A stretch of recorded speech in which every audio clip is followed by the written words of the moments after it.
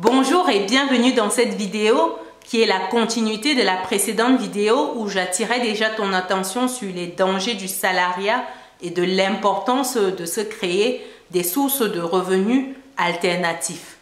Dans cette vidéo, je me propose de te donner 5 moyens de te créer ces sources de revenus-là lorsque tu es salarié. Et ce sera tout de suite après le jingle.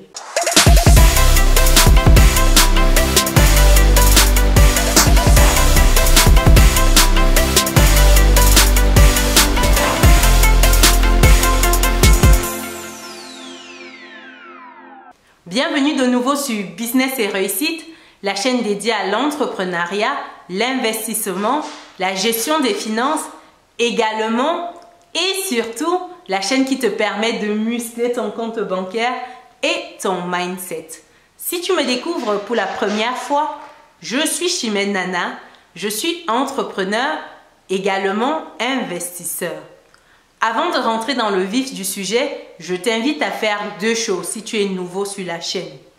La première, abonne-toi et active la cloche de notification pour être notifié de toutes les vidéos qui paraîtront sur la chaîne. La seconde, va dans le descriptif de cette vidéo télécharger mon cadeau pour toi qui est un petit livret qui te donne 10 sources de revenus passifs que tu peux lancer avec ou sans capital de départ. Sans plus attendre, on est parti. Avant de te donner les 5 moyens de te générer d'autres sources de revenus, je t'invite à savoir déjà pourquoi tu veux te générer ces revenus-là.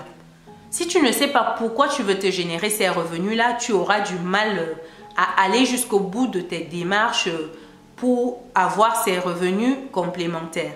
Si tu ne sais pas le pourquoi, qu'est-ce qui t'anime réellement, tu auras du mal lorsque viendra le moment d'implémenter tout cela. Il faudrait que tu saches les raisons cachées pour lesquelles tu veux te générer des revenus complémentaires en plus de tes revenus salariés.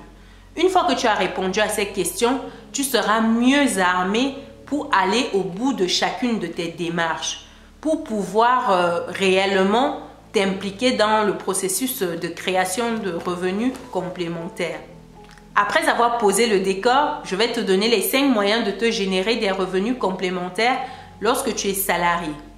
Le premier moyen, c'est d'utiliser le salariat comme levier. Qu'est-ce que j'entends par utiliser le salariat comme levier? Ici, tu dois pouvoir t'appuyer sur ton salaire pour pouvoir investir. T'appuyer sur ton salaire, c'est de pouvoir épargner un maximum de tes revenus salariés. Lorsque tu épargnes un maximum de tes revenus salariés, tu peux sereinement investir dans d'autres business. Pour épargner un maximum de tes revenus, tu dois avoir une bonne gestion de finances. J'en ai déjà parlé dans les précédentes vidéos. La gestion de finances est la clé. Tu dois savoir exactement ce qui rentre dans ton compte et ce qui sort, afin de pister tes dépenses et de pouvoir les optimiser. Et ce n'est qu'ainsi que tu pourras mettre de côté un maximum de revenus pour ne plus avoir une poche percée, c'est-à-dire une poche qui laisse passer tout ce qui rentre. C'est le moyen par excellence d'être salarié toute ta vie et de ne pas voir de différence. Donc ici, tu dois pouvoir épargner un maximum. Et pour épargner un maximum, il faut apporter de la valeur à ton travail pour avoir un maximum de revenus également. Une fois que tu as ce maximum de revenus, tu mets en place un système qui te permet d'épargner de manière automatique pour que tu n'aies même pas à y penser et que ton épargne soit quand même en train de se constituer. Donc ça, c'est le premier moyen de pouvoir te générer des revenus complémentaires. C'est commencer déjà par t'appuyer sur le levier du salariat pour mettre en place des steps pour investir. Le deuxième moyen que tu peux utiliser en tant que salarié pour te générer des revenus complémentaires, c'est de t'appuyer sur tes compétences. Aujourd'hui, tu as des compétences que tu monétises. Ton entreprise t'embauche parce que tu rends un certain type de service, parce que tu t'es rendu indispensable pour certaines raisons. Ton entreprise actuelle jouit de ces compétences-là. L'idée, c'est que tu mettes ces compétences à disposition de d'autres personnes, de d'autres entreprises. Par exemple, si tu es un comptable, tu pourrais en parallèle proposer tes services de comptabilité à des particuliers qui souhaitent avoir une bonne comptabilité, qui ne s'en sortent pas, ou des jeunes entrepreneurs, ou des startups. Tu as plein de structures qui ont besoin des talents de comptable. Donc, tu pourrais, en parallèle de ton boulot, commencer à proposer tes services à des personnes et ainsi progressivement te constituer ton portefeuille relationnel. C'est très important ici, un portefeuille relationnel. Parce que par la suite, tu pourras sereinement te détacher progressivement de ton travail si telle est ton aspiration. Tu pourras donc t'appuyer sur ton portefeuille relationnel que tu t'es créé en amont pour pouvoir poursuivre avec tes services une fois que tu ne seras plus dans le cursus du salariat. Donc ça, c'est très important. S'appuyer sur ses compétences pour se générer des revenus alternatifs à son salaire. Le troisième moyen pour moi de se créer des sources de revenus alternatifs, c'est l'immobilier. Je l'ai déjà dit dans mes précédentes vidéos, je vais encore le redire, l'immobilier c'est un puissant levier d'enrichissement. L'immobilier te permet de t'enrichir avec ou sans capital de départ, en fonction de la stratégie que tu mets en place. Aujourd'hui en France, on a la possibilité d'emprunter à 110%, c'est-à-dire de se faire financer l'ensemble de ses frais par la banque. C'est-à-dire que la banque te finance le coût du logement, les frais de notaire, les travaux et tous les autres frais annexes comme les frais d'agence et compagnie. Tu comprends clairement que tu ne mets aucun centime de ta poche. Il faut pour cela remplir certaines conditions, bien sûr.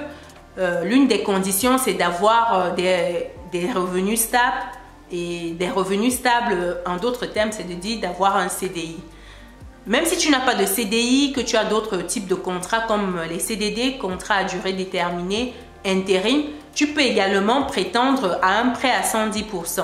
Ça dépend de comment tu présentes ton dossier à la banque. Tout ça s'analyse, tout ça s'étudie et tu as des moyens d'optimiser en fait ta présentation de ton dossier. Tu as des moyens d'optimiser la présentation de ton dossier pour t'assurer de te faire financer par la banque. Hormis le levier bancaire, tu as la possibilité également d'investir même si la banque ne te finance pas. Tu peux investir en commençant avec ton logement actuel si tu as un espace disponible, une chambre disponible par exemple. Tu peux également investir sans être propriétaire, en faisant de la location courte durée avec des biens que tu aurais loués toi à ton niveau. Il y a d'autres moyens d'investir. J'en parle dans une capsule où j'accompagne des personnes qui souhaitent investir dans l'immobilier, qu'elles aient ou non des capitaux de départ. Et si toi également tu souhaites investir dans l'immobilier, je t'invite à me contacter via mes coordonnées qui s'affichent actuellement à l'écran. Et ensemble, nous verrons ce qui est possible de faire pour toi. Donc, c'est important que tu investisses dans l'immobilier. En plus de te générer du cash flow tous les mois, donc des revenus qui tombent tous les mois, tu te constitues ton patrimoine. Patrimoine que tu vas léguer à tes enfants, que tu vas léguer à la postérité. Donc, c'est important de mettre une step immobilière, surtout lorsqu'on est dans des pays comme la France, qui favorise en fait les investissements immobiliers via de nombreux systèmes. Et il faut savoir qu'au travers de ton investissement immobilier, tu peux défiscaliser. Et ça, c'est juste magnifique. La France offre vraiment de nombreux avantages aux personnes qui investissent dans l'immobilier.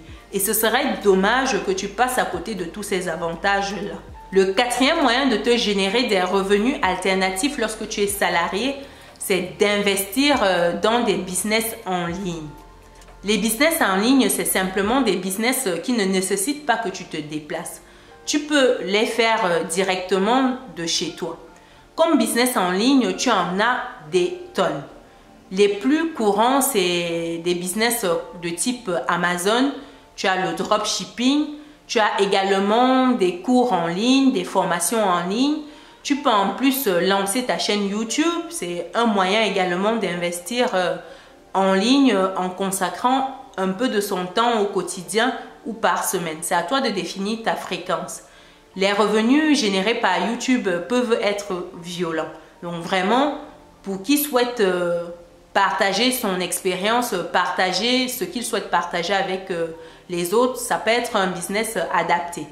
À côté de YouTube, tu as également d'autres business de type e-book.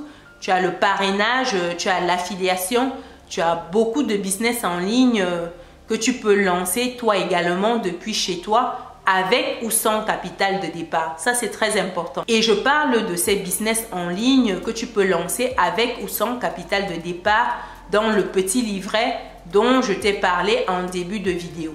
Donc, n'hésite pas à aller dans le lien de description de cette vidéo, télécharger ce petit livret-là. Il se lit assez rapidement et il te permettra de commencer à te générer des revenus alternatifs depuis chez toi. Ça, c'est vraiment le Graal, de pouvoir travailler depuis chez soi comme on le souhaite et à son rythme. Donc, je t'explique comment tu peux toi également implémenter ces stratégies de business en ligne dans ton quotidien. Le cinquième moyen de se générer des revenus lorsqu'on est salarié, c'est d'investir dans un business physique. Quand je dis business physique ici, tu n'as pas forcément besoin de lancer ton business. Tu peux investir dans des business qui existent déjà. Tu as des startups qui cherchent des financements. Tu as des entreprises qui se lancent et qui ont besoin de capitaux. Tu peux investir dans toutes ces structures naissantes ou ces structures qui souhaitent grandir et ainsi avoir des revenus complémentaires. En plus, tu peux lancer toi-même ton entreprise physique si tu le souhaites. Si tu as du temps à y consacrer, tu peux commencer tout doucement à ton rythme et grandir progressivement. En termes de business physique que tu peux lancer, tu as par exemple, si tu as des talents de coiffeuse, le business de la coiffure, ça cartonne énormément. Donc, tu peux commencer en tressant chez toi. Je l'ai fait lorsque j'étais étudiante, lorsque j'étais jeune salariée. Je coiffais chez moi et par la suite, je me déplaçais chez les clients. J'avais mon taxi qui était payé, j'avais tout qui était pris en charge et moi, je venais coiffer, j'avais mon matériel. Je venais sur place et je coiffais. Donc, toi, tu peux commencer depuis chez toi et progressivement, si c'est ce que tu aimes faire, tu peux ouvrir un point de vente et travailler avec une personne que tu aurais trouvée au cours de ce process-là. Donc, c'est des choses auxquelles tu peux penser. Commencer depuis chez toi avec une personne par semaine, 1, 2, 3, 4 personnes le week-end. Au fil de l'eau, ce ne sera plus les tresses, tu proposeras des choses à côté. Quand moi, j'avais commencé, je tressais et par la suite, j'ai commencé à proposer des mèches, des extensions en plus des tresses. Et aujourd'hui, c'est un business que j'ai maintenu. La vente des mèches dans mon entourage et via d'autres proches avec qui je travaille. Donc vraiment, c'est un business qui est très juteux. Pour te donner un cas concret, j'ai coiffé un jour une dame à son domicile. Elle m'a payé mon transport. Donc je suis venue avec mes accessoires. Je lui ai proposé les mèches brésiliennes qu'elle a pris. Donc, j'ai mis 3 touffes de mèches brésiliennes sur sa tête. En fait, ça vient en paquet de 3 ou 4 ou 5 suivant les typologies et les fournisseurs. Donc, dans ce paquet-là, il y en avait pour 3 touffes. Donc, j'ai mis les 3 touffes sur sa tête, plus la pose et la dame m'a payé 400 €. Sachant que les 3 touffes, je les avais achetées pour même pas 180 €. Donc, et la pose, je faisais la pose à 40 €. Donc, le total, achat de mes extensions plus la pose, ça me faisait, pour rentrer dans mes frais, juste, elle m'a donné, ça faisait 220 €. Donc, j'ai eu un bénéfice ce jour-là de 180 € en même pas 2-3 heures. Parce que je compte le temps de transport. Donc, la pause même n'a même pas duré 2 heures. J'ai fait 1h45 à peu près pour poser ça sur sa tête. Donc, en 1h45, j'ai gagné 180 €. Et j'ai d'autres exemples comme ça que je peux partager avec toi toute la journée. Donc, voilà les 5 moyens que tu peux utiliser toi à ton niveau également pour te générer des revenus alternatifs en plus des revenus salariés que tu perçois déjà aujourd'hui. Dis-moi dans les commentaires si tu as d'autres moyens de te générer des revenus que tu voudrais partager avec la communauté. Dis-moi également dans les commentaires quel est le moyen qui te parle le plus, si tu as déjà expérimenté un des moyens que j'ai listés et quels étaient tes résultats que tu as obtenus. J'espère que la vidéo t'a plu. Pense à lâcher ton pouce bleu en l'air. Abonne-toi et active la petite cloche de notification si ce n'est pas encore le cas. Également, pense à télécharger mon cadeau pour toi qui est le petit livret qui te donne 10 sources de revenus passifs que tu peux lancer toi à ton niveau avec ou sans capital de départ. Le lien est dans le descriptif de cette vidéo. Et nous on se dit à très bientôt dans une nouvelle vidéo. Ciao!